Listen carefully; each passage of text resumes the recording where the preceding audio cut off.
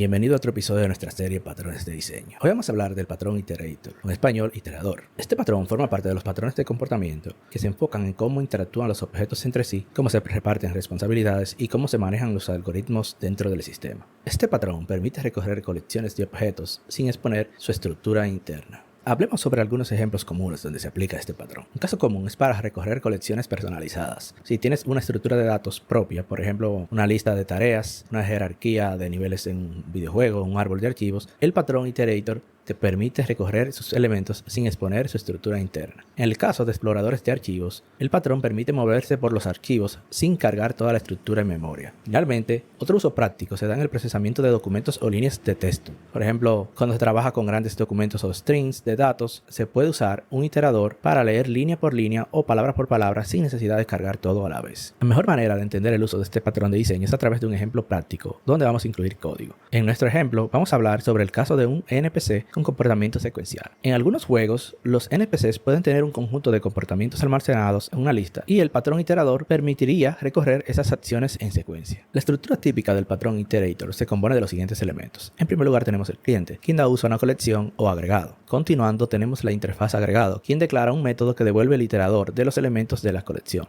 Tenemos también la interfaz iterador, que define los métodos siguiente elemento, los cuales son útiles para recorrer los elementos de la colección. Finalmente tenemos los elementos concretos que implementan las interfaces de iterador y agregado. Si aplicamos la estructura de este patrón a nuestro caso de ejemplo, el diagrama luciría de la siguiente forma. El cliente sería nuestro videojuego, quien necesita iterar sobre una lista de comportamientos de un personaje. Nuestras interfaces de agregado e iterador serían Behavior Aggregate y Behavior Iterator, respectivamente, con los elementos concretos Enemy NPC y Behavior List Iterator, que implementa las interfaces previamente descritas. Al observar el código, podemos ver cómo se aplica el patrón Iterator. En primer lugar, vemos las interfaces de agregado y comportamiento, seguido de la clase iteradora de los mismos. A la derecha, tenemos nuestra clase Enemy NPC, que es nuestro agregado, y la clase que le dará uso a esta. Finalmente, vemos de una manera resumida cómo se utilizarían las clases. Declaramos en primer lugar una instancia de Enemy NPC y le pasamos los comportamientos. Luego se declara la instancia de juego, quien recibe el objeto previamente creado, para luego iterar sobre sus comportamientos cuando el método jugar es llamado. El patrón iterador ofrece diversas ventajas que lo hacen muy útil en el diseño de software. Una de las principales ventajas del patrón es que provee un acceso secuencial sin exponer la estructura interna, al permitir recorrer los elementos de una colección sin revelar cómo está implementada internamente. Por ejemplo, si tenemos una lista, árbol o conjunto. Además, provee una unificación de recorrido, proporcionando una forma uniforme para iterar sobre diferentes tipos de colecciones. Si tenemos listas, colas o cualquier otro tipo de estructura compleja, pudiera recorrerse de una manera unificada. El patrón también ayuda a la separación de responsabilidades, ya que la lógica para recorrer la colección se separa de la lógica del objeto que contiene los datos. Y finalmente, el patrón facilita la extensión, pues puedes agregar nuevas formas de recorrer una colección, si por ejemplo si la vas a usar para filtrados o recorridos personalizados, sin necesidad de modificar su implementación original.